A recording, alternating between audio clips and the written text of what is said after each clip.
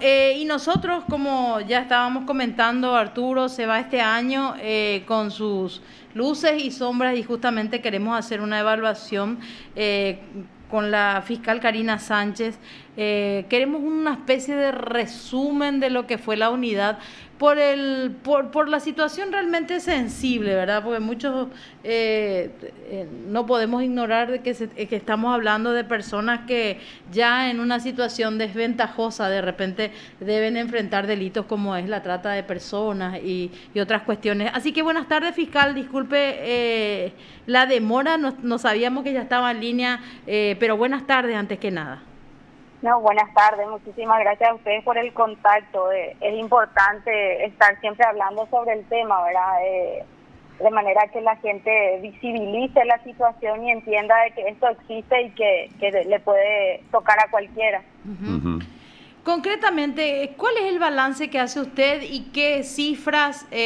Obviamente, siempre que conversábamos, casi nos sorprendía, ¿verdad? Con información negativa, en realidad, muchísimos casos que requirió de la intervención de la unidad. Pero, ¿qué balance puede hacer usted y qué números tiene para compartir con nosotros, fiscal? Sí, nosotros cerramos nuestros números la primera semana de diciembre, ¿verdad? Y en la unidad ingresaron 179 causas, de los cuales un poco más de 50 son de trata de personas y luego las demás causas de otros hechos punibles como el proxenetismo, la rufianería, también pornografía infantil, varios hechos punibles que investigamos, ¿verdad? En atención al reporte del año pasado, bueno, la cantidad de causas ingresadas de trata este año fueron menos. Hemos notado que las denuncias de trata interna han bajado significativamente en relación a los años anteriores, pero igual la unidad ha realizado varias intervenciones y en ese sentido tenemos, para nosotros fue muy importante este año en relación a la cooperación internacional.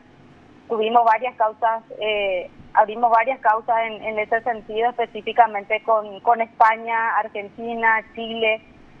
Y lo más significativo fueron los operativos conjuntos, que este año fueron 3, 2 con España y 1 con Francia, que también para nosotros fue realmente muy importante esta nueva cooperación y esta apertura de autoridades francesas para seguir investigando otras situaciones de trata, teniendo en cuenta que hace bastante tiempo que estábamos teniendo como un lugar de tránsito a Francia y también últimamente muchas situaciones de explotación de ciudadanas paraguayas. Entonces, para nosotros fue esto sumamente importante la venida de las autoridades francesas para participar de los operativos que realizamos acá y obviamente eso también significó un inicio de fortalecimiento de cooperación con estas autoridades. ¿Qué resultados tenemos justamente de esto? ¿Estos procesos siguen de alguna forma? ¿Cómo concluyen esta serie de colaboraciones, por llamarle de alguna forma así, a lo que fue la intervención en Francia justamente y en España, fiscal? Sí, en estas operaciones cada país procesa a las personas que tuvieron alguna intervención en su país. Por ejemplo, nosotros procesamos, imputamos a personas que actuaron de captadores aquí o de alguna manera tuvieron algún tipo de incidencia en el hecho punible de trata. También hemos imputado a propietarios de agencias de viajes, justamente porque ellos sabían dónde iban estas personas y a qué se iban a dedicar, entonces también fueron procesados por beneficios por la trata. ¿Sabe qué, fiscal, en este dato concreto es nuevo, es realmente nuevo para nosotros, en realidad no teníamos idea. Sí. ¿De qué cifra más o menos hablamos de imputados por estos hechos? ¿O cuántos dueños de agencias? ¿Cuántos dueños de agencias, por ejemplo? En este caso tenemos imputados tres dueños de agencia tenemos, pero que son prácticamente familiares. Es una cantidad de agencias que van abriendo miembros de la misma familia y ellos, un grupo fue procesado en el operativo que hicimos con España y fueron 2 ahí y luego una persona en el operativo con Francia. O sea que son prácticamente agencias, es un clan, definitivamente, son agencias que montan al efecto sencillo de completar el circuito prácticamente. Sí, la verdad que hace bastante tiempo que esta agencia o parte de la agencia, porque van cambiando también, hay como una agencia más grande y luego van abriendo agencias pequeñas que al fin y al cabo dependen cada uno de ellos, o sea, dependen todos de todo, ¿verdad? Porque es una agencia familiar, ¿verdad? Aunque dicen que hay una persecución en contra de ellos, en realidad lo que vemos es la participación de esta agencia en muchísimas causas, en donde reiterativamente va apareciendo esta agencia en la venta de pasajes, ¿verdad? No se le pudo procesar en todas las causas, pero sí cuando encontramos elementos que indicaban que efectivamente estas personas conocían el destino de las ciudadanas paraguayas, entonces sí se les pudo procesar por un hecho punible que está previsto también en la ley de trata, que es la obtención de beneficios por la trata. Ajá. ¿Y reclutadores, cuántos procesados?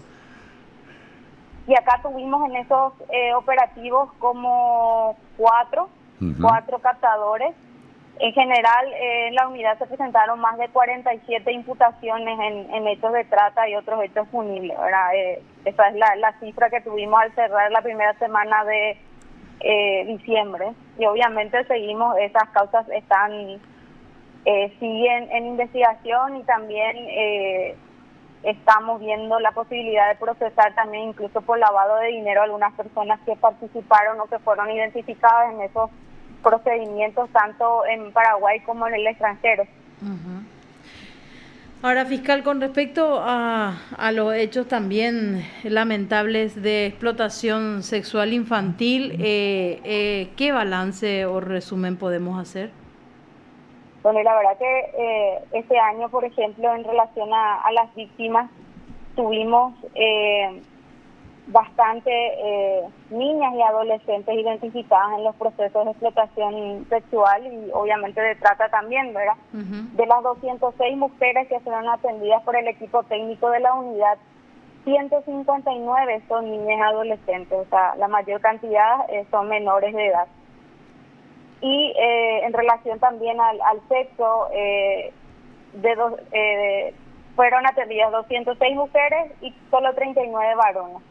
Entonces también siempre seguimos en la línea de que las víctimas en mayor medida son mujeres y otra vez encima menores. Afecta más a niñas y adolescentes, así es, lastimosamente. Seguimos en confirmando todos los años una vez más esa situación.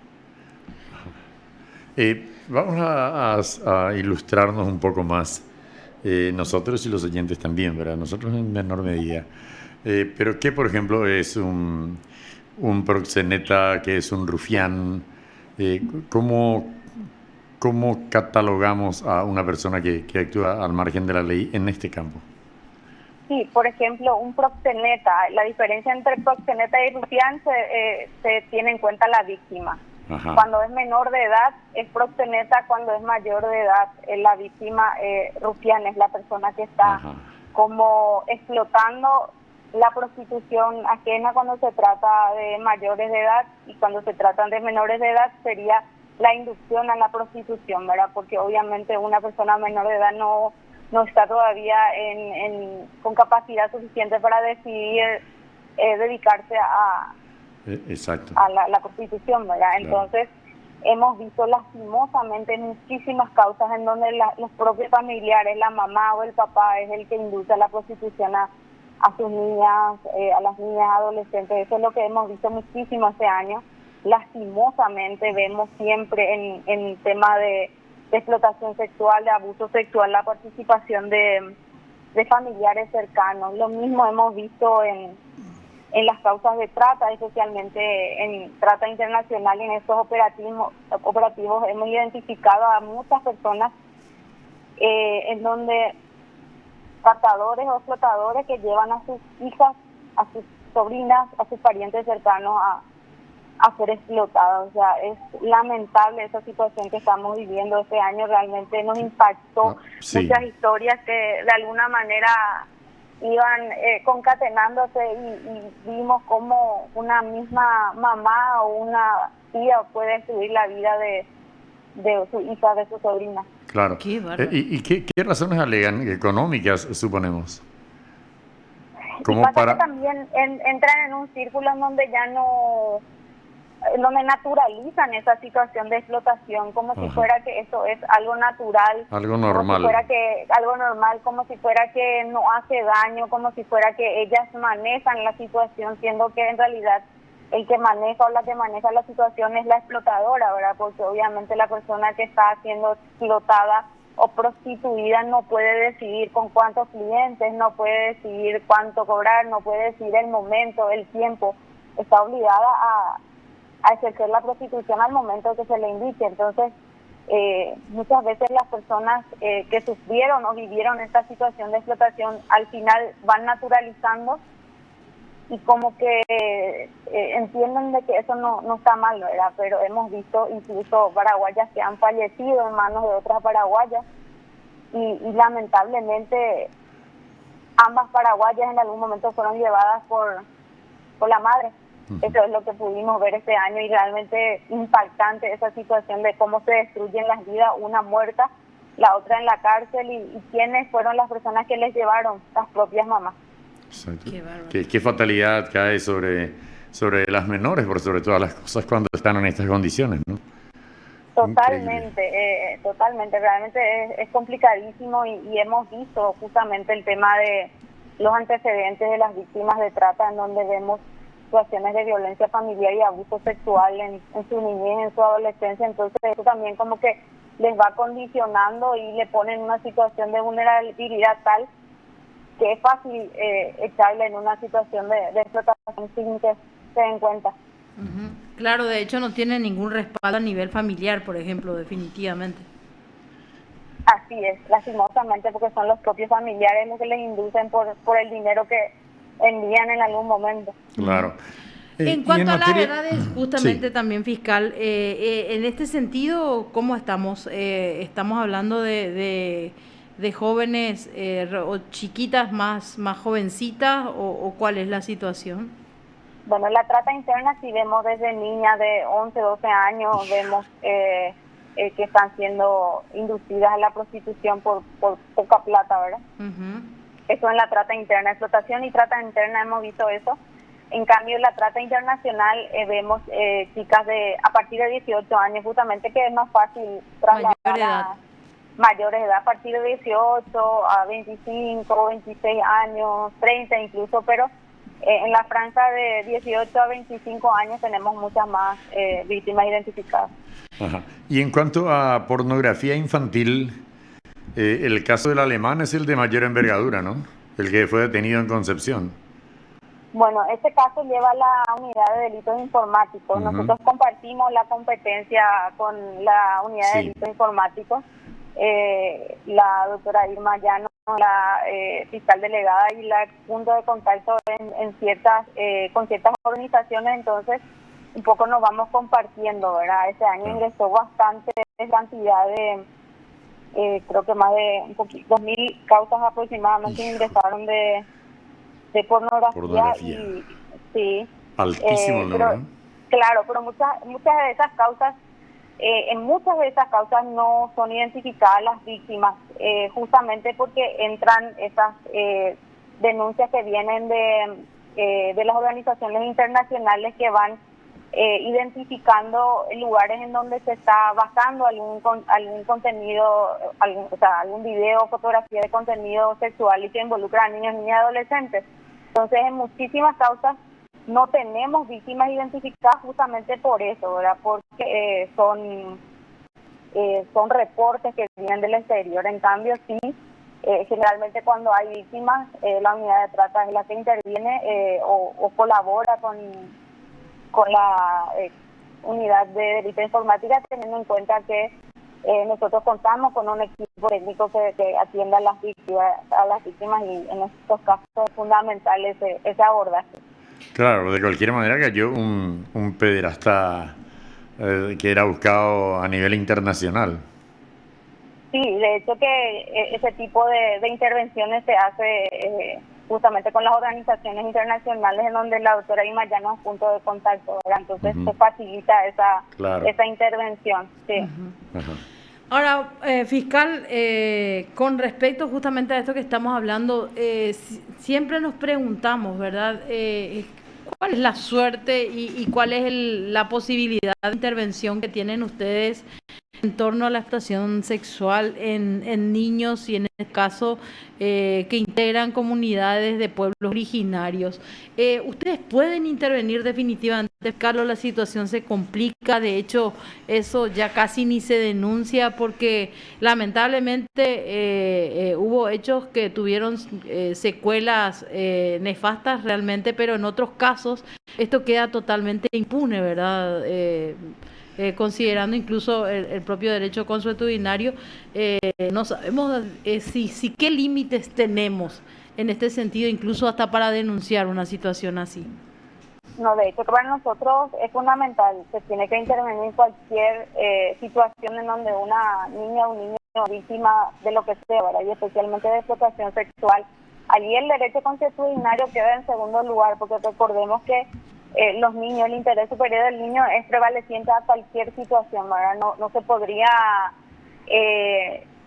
nombrar un derecho consuetudinario para abusar de una niña, ¿verdad? Sin embargo, obviamente tenemos muchas dificultades a la hora de abordar el tema, ¿verdad? Porque siempre como que hay un temor de abordar por el tema de la violación de los derechos de indígenas y qué sé yo, ¿verdad? Pero nosotros sí, instalado, es más, hemos trabajado en un grupo de trabajo donde coordinamos todas nuestras acciones, especialmente cuando se trata de este tipo de hechos punibles, ¿verdad? Es muy difícil abordar, obviamente, porque a los niños hay que sacarlos del lugar y se van quedando sin comunidad, entonces es complicado, ¿verdad? Se van buscando algunos lugares donde pueden irse, pero es muy complicado abordar, pero sí, sin duda, se procesa. O sea, aquí el derecho del niño y la niña es prevaleciente a cualquier otro derecho. O sea que también tuvieron intervenciones en este año en este sentido. Este año no tuvimos intervención concreta en relación a eso, en relación a explotación sexual. Sí, algunas denuncias que en donde se denuncian así situaciones de manera general. En ese sentido, hemos otra vez archivado ciertas investigaciones proactivas con la policía de trata, que siempre como que está atento a esa situación, ¿verdad? Pero es muy complicado, muy complicado. Hemos incluso hablado con el ministro del Interior en alguna reunión a los efectos de que nos ayude con las cámaras en los lugares críticos en donde supuestamente siempre se da esa situación de explotación de niños y niñas indígenas, ¿verdad? Entonces estamos también en este proceso a los efectos de tener una persona que monitoree esas cámaras, ¿verdad? Porque obviamente si no se monitorean no se podría identificar y tampoco evitar que vayan sucediendo. Esa es una de las propuestas que este año hemos trabajado con el Ministerio del Interior y con la Policía de Trata para que podamos tener una persona que monitoree 24 horas esos lugares críticos. Bueno, Arturo. Creo que ya mucha ilustración suficiente. Bueno, fiscal, muy nosotros... claro todo, ¿eh? Sí, la verdad que sí. Y por sobre todo las cosas graves y dolorosas. Sí. Las veces que hablábamos con ella nos comentaba este tipo de situaciones y nos quedamos alarmados con las cifras. Y bueno, también hay que destacar que de hecho están haciendo un trabajo que aparentemente tiene una solidez con respecto al acompañamiento fiscal, que es un poco lo más importante, porque siempre preguntamos eso y analizamos los déficit que tienen las distintas unidades muchas veces, a pesar de que tengan buenas intenciones en el acompañamiento de este tipo de situaciones, que es lo más complejo, porque como le decía, no se soluciona con la intervención ni con la denuncia, nomás en ningún caso. No, de hecho que lo más difícil son dos rutas que tienen que ir acompañadas, ¿verdad? El tema de la investigación y colectar las pruebas y por otro lado, fundamental es el acompañamiento de las víctimas. Estamos intentando con los pocos recursos que cada institución tiene, ¿verdad?, que eso se dé efectivamente. Nosotros desde la unidad de trata justamente ante esa necesidad de recursos económicos, desde el 2018 tenemos un fondo semilla que es utilizado en convenio con organismos, al principio con la OIM y actualmente con Luna Nueva. Este fondo semilla se utiliza para la atención inmediata de víctimas de trata y otros hechos punibles que nosotros atendemos en la unidad, que es fundamental. O sea, de repente llega una víctima, no tiene ni siquiera para comer, no tiene ropa, no tiene para ese día llegar en su casa y llevar por lo menos el pan a su hijo, ¿verdad? Entonces, este fondo semilla nos ayuda bastante en ese punto, ¿verdad? En esa primera llegada con las víctimas, ¿verdad? Porque siempre que es lo que nosotros de repente le exigimos a las víctimas que nos cuenten, que nos colaboren para nuestra investigación, pero nosotros ¿qué hacemos? Entonces nosotros desde la unidad se estableció este fondo, este proyecto, y nos ayuda bastante. Realmente nos da un poquito de tranquilidad a la hora de iniciar un proceso, sabiendo que esa víctima por lo menos va a llegar con algún alimento para la semana. Por lo menos hemos también a través de ese fondo conseguido una cama, un lugar donde esa persona pueda dormir, porque muchas veces se les lleva a las casas a las víctimas que llegan y no tienen ni siquiera ni una butaca para sentarse. Con eso ya le digo todo. Entonces, este fondo nos ayuda un poquito a sobrellevar estos primeros momentos y luego, obviamente, ya la coordinación con las otras instituciones para que le acompañen y puedan lograr que esa persona se reinserte, ¿verdad? Uh-huh. Qué bárbaro, qué complicado. Sí, complicado, muy complejo en realidad. Sí, señor. Realmente. Bueno, fiscal, muchísimas gracias por su tiempo y por las explicaciones. Por supuesto que a lo largo del próximo año incluso nos ofrecemos aquí desde Recuento de Noticias como uno de los canales para comunicar toda información relacionada y en lo que se pueda ayudar. Por supuesto, cuente con nosotros aquí en PDS. Muchísimas gracias. Para nosotros es fundamental el apoyo de ustedes porque es la única manera que la gente va a entender, va a enterarse de lo que se hace, va a enterarse de que este tipo de hechos existe y que nos puede pasar a cualquiera. Así que tengan un buen fin de año y nos vemos. Espero que el año que viene tengamos más noticias positivas que contar y que podamos mejorar. Con lo poco que tenemos podamos mejorar esa intervención desde el lugar donde nos toca. Exacto. Que estemos mejor, ¿eh? Gracias, ahora. Ya le agradeció. Te informó PDS, Radio TV Digital. Era la fiscal Juana Karina Sánchez, en este caso, que es fiscal delegada nacional de la Unidad Especializada en la Lucha contra la Trata de Personas y Explotación Sexual Infantil. Si hablamos de indefensión, yo creo que este es uno de los sectores así hiper vulnerables. Sí, totalmente. Imagínate vos llegar a tu país después de una situación así, de todo lo que habrá sido, ¿verdad? Uno tuvo que enfrentar y no tener siquiera, como bien lo describía, sí, siquiera algo salir que de un infierno para entrar a otro. a una realidad que no es tan claro.